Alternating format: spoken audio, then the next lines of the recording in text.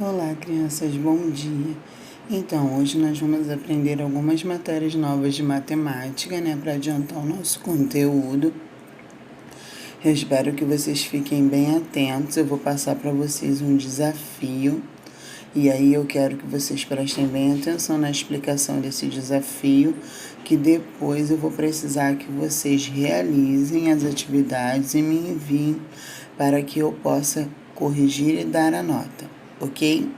Então vamos lá comigo para acompanhar a explicação direitinho de tudo, primeiro do desafio que eu vou passar para vocês e depois das atividades que eu vou explicar. Então daqui a pouquinho eu tô de volta. Beijinhos e até logo. Antes da gente começar, eu vou explicar para vocês aqui, ó. Localização e deslocamento no plano. Observe a localização dos animais representados no plano ao lado. Aqui nós temos um plano, né? Isso se chama plano. E nós temos aqui um gato e um cachorro, correto? Então, vamos indicá-la usando os pares dos números. A localização do gato é representada por um par de números, chamados par ordenado, que neste caso é 2, 1. Então, aqui, ó, eu tenho 1, 2, e ele está no 1. Então, é 2, 1. São dois números para representar a localização do gato. Ele está no número 2, no ponto 1. No caso aqui, nós temos a localização do cachorro. Qual é a localização do cachorro? 1, 2, 3, 4. Ele está na linha 4, né? No 3, no ponto 3. Então, ele está na linha 4, no ponto 3, ó. 1, 2, 3. Ok? Está na direção do 1, 2 está na direção do número 3. Então, é 4, 3. E do gato é 2 e 1. Certo? Aí aqui tá. Quando usamos números para descrever a localização no plano, chamamos esses números de pares ordenados. Então, o par ordenado do gato é 2, 1. O par ordenado do cachorro é 4, 3. Correto? Aqui no nosso livro, nós temos algumas outras explicações aqui, ó, sobre isso. Nesse caso aqui, o par ordenado, ele é demonstrado por uma letra e um número. Aí aqui tá, ó, B4, é o de Cláudio, certo? É a primeira rodada de Cláudio. Se fosse a segunda rodada do Cláudio, seria C4. E a terceira rodada, D4. De Danilo, a primeira rodada seria B5. E assim por diante. Então, isso daqui é a localização no plano. Esse numa planilha eletrônica, né, que se faz no computador. E esse daqui é no plano, né, de localização. Vocês têm atrás algumas atividades na página 258 e 259, aonde vocês irão achar, vocês vão ler as explicações, né? E eu já expliquei também. Vocês irão localizar os outros pontos no plano. Tá bom? Vocês vão fazer o cálculo do plano, né? Vocês vão ver aonde está a localização das figuras, contá-las e localizar, tá? Então, eu vou dar essa atividade valendo 5 pontinhos para matemática. Não deixem de fazer, porque ela é muito importante, tá? Então, vocês terão aí até... Deixa eu ver, amanhã eu não vou dar matemática, até segunda-feira para me entregar esse trabalhinho. Tá bom? Então, vocês vão ter o sábado e domingo, tudo direitinho, para que vocês possam realizar com calma isso daí. Nem tô pedindo com pressa, ok? Então, vamos para a próxima explicação da atividade, de outra atividade. Essa já não vale ponto. A que vai valer ponto é esse exercício desse capítulo de localização e deslocamento no plano, ok? Então, vamos para a próxima. Também na aula de hoje, nós vamos estudar aí, começar a estudar geometria. E a nossa primeira matéria de geometria são os ângulos. Aqui está escrito, ó. No nosso dia a dia, podemos observar várias situações que nos dão a ideia de ângulo. Aqui nós temos um retângulo, até o nome já diz, né? Um quadro que representa um retângulo, um livro também. Aqui nós temos o ângulo dos ponteiros do relógio, né? Que se formam assim. Então, olha só, nós chamamos de ângulo a figura representada por duas semirretas. Semirreta 1, semirreta 2. Observe a seguir o ângulo. O ângulo é representado pela letra O, ok? Aliás, pela letra O não, desculpa, por duas letras maiúsculas. Aqui eu tenho uma semirreta O, do ponto O para B. E aqui nós temos uma semirreta do tempo uma semirreta do ponto A, O para A. Então aqui nós representamos o ângulo através dessa letra aqui, ó, O, B e a setinha da semirreta. Então é o O e o B e a setinha da semirreta. Isso é a representação deste primeiro ângulo. Aliás, dessa primeira semirreta. E aqui nós temos de O para A, que representa a segunda semirreta. Sempre tem que ter essa semirreta aqui em cima, ó, para representar que é uma semirreta para dentro do ângulo. Também podemos observar esse ângulo por A, O com acento significa ângulo, tá? É o ponto da vértice do ângulo. Então, e B, por quê? O O tá para A e o O é para B. Ou então, o O é para B, assim como está para A. Ele é para cá e ele é daqui para cá. Então, o O ele fica no meio dos dois. Eu posso fazer ele assim, daqui para aqui e daqui para cá, ok? Dois ângulos da mesma medida são chamados de ângulos congruentes. Então, se eu tenho aqui um ângulo com a medida 40 graus, essa bolinha aqui em cima, ela significa graus, tá? Então, eu tenho um ângulo de 40 graus e o outro ângulo de 40 graus, eu vou ter ângulos congruentes, ou seja, que tem a mesma medida. Quando tem a mesma medida, ele se chama congruente, ok? O ângulo, ele é medido através dessa reguinha aqui diferente, tá? Que é redonda. Não sei se vocês já viram ou se vocês têm essa reguinha aí. O ângulo ele pode ser desenhado através dessa reguinha aqui, para ficar bem certinho, tá? Então, ó, um ângulo que tem esse desenho aqui, ó, deixa eu ver, não sei se eu vou conseguir fazer muito reto. Aqui, ó. Bem no meio do nosso transferidor, esse ângulo aqui, ele se chama ângulo reto. Reto, ele tem a metade da medida do transferidor, tá? Então, ele se chama ângulo reto. Todo ângulo reto, ele tem exatamente 90 graus. Então, 90 graus, ele é um ângulo reto. Menor do que isso, se eu tenho um ângulo... Ai, desculpa, eu fiz pro lado errado aqui da régua. Eu vou fazer pro lado de cá para mostrar. Mas aqui eu poderia contar daqui. Mas eu vou fazer... vou fazer assim mesmo, dá no mesmo. Então, olha só. Aqui eu tenho um ângulo reto de 90 graus. Se eu tivesse 10 graus, 20 graus, 30 graus, qualquer coisa no meio disso, pode ser 32, 35, tá? 10, 20, 30, 40, 50, 60, 70, 80, até 89 graus, eu teria um ângulo agudo.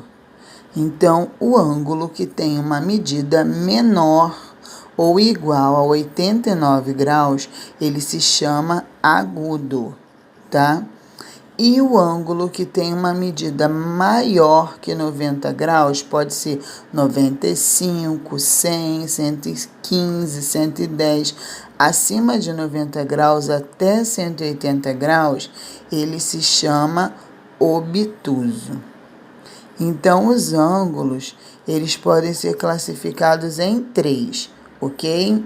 Então, eu tenho o agudo, que é menor ou igual a 89 graus.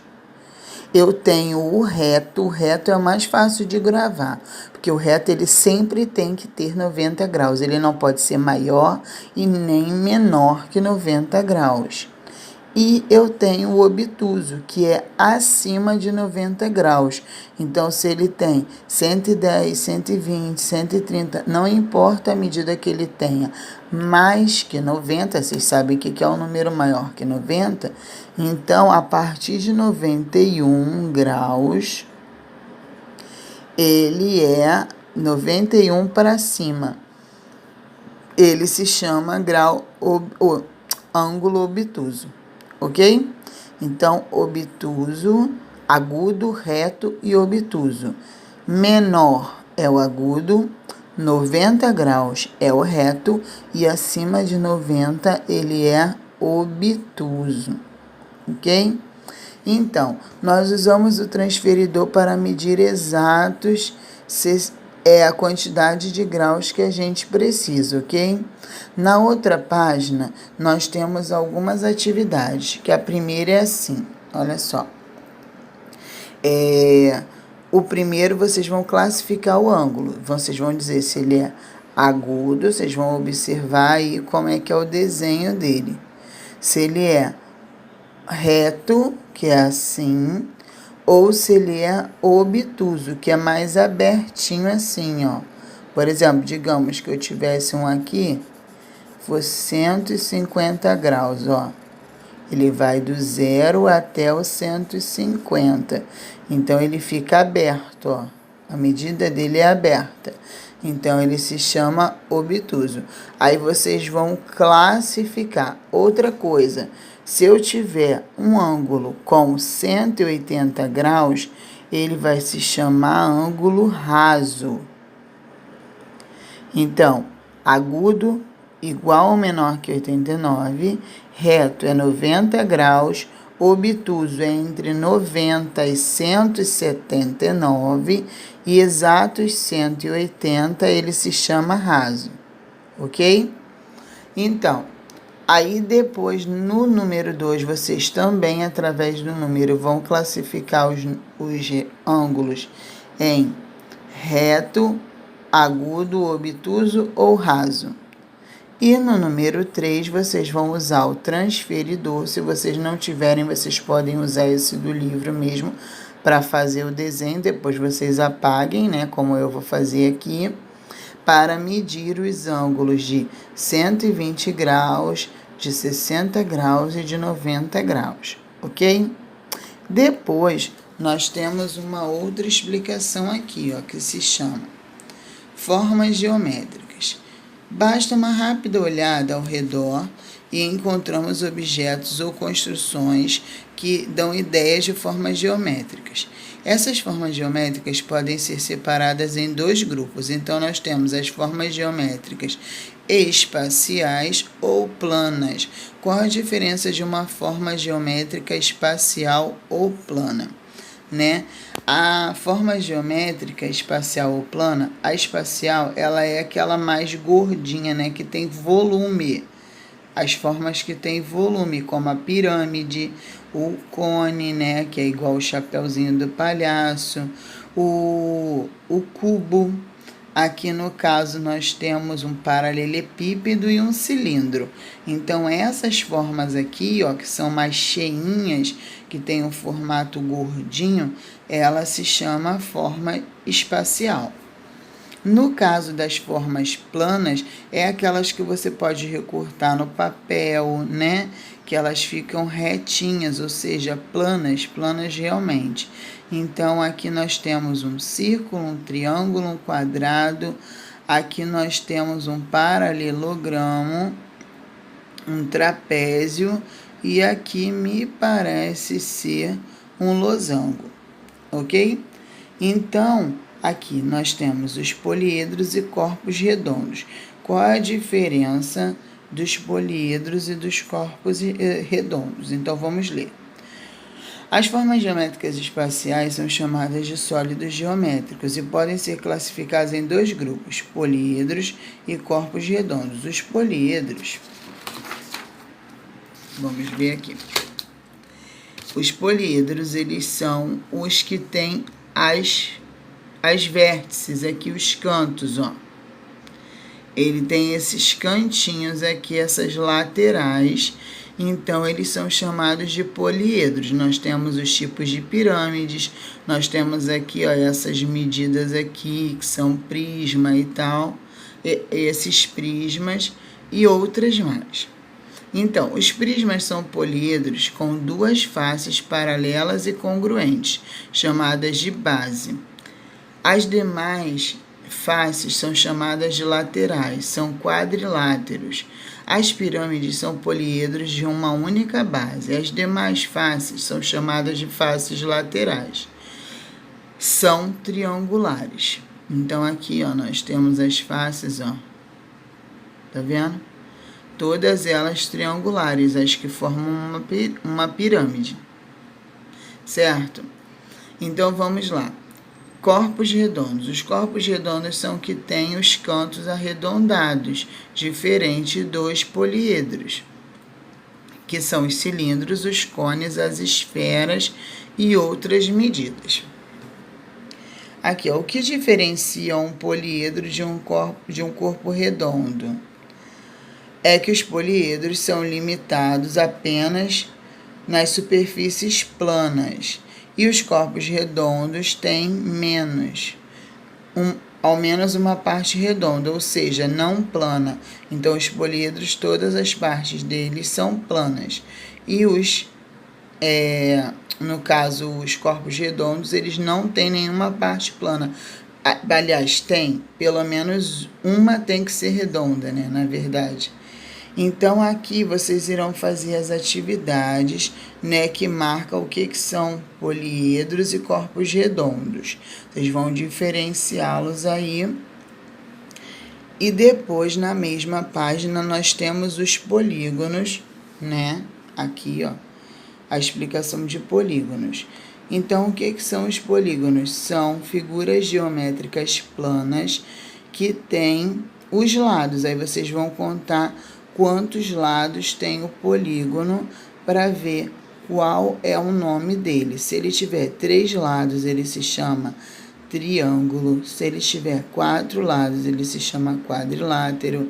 Se ele tiver 5 lados, ele é pentágono, hexágono, heptágono, octógono, eneágono e decágono. Então, essas são as classificações, está tudo aqui no nosso livro descrito e explicando direitinho. Os triângulos, eles podem ter 3 nomes, que se chamam equilátero, isósceles e escaleno. O equilátero, ele tem todos os lados do triângulo da mesma medida. Um triângulo escaleno, a palavra escaleno lembra uma escada, então pense em degraus, 1, 2, 3. Então, as medidas são diferentes, uma é maior que a outra. E o triângulo isósceles, ele tem 2 medidas iguais e uma com medida diferente, tá? Uma é diferente, 2 são do mesmo tamanho e uma é menor ou maior que as outras. Ok? Então, é isso daqui que eu tinha que explicar para vocês. Vocês irão fazer a leitura das atividades e fazer o exercício que eu vou enviar agora no grupo os números das páginas. Ok? Espero que vocês realizem uma boa atividade. Tenham um bom dia.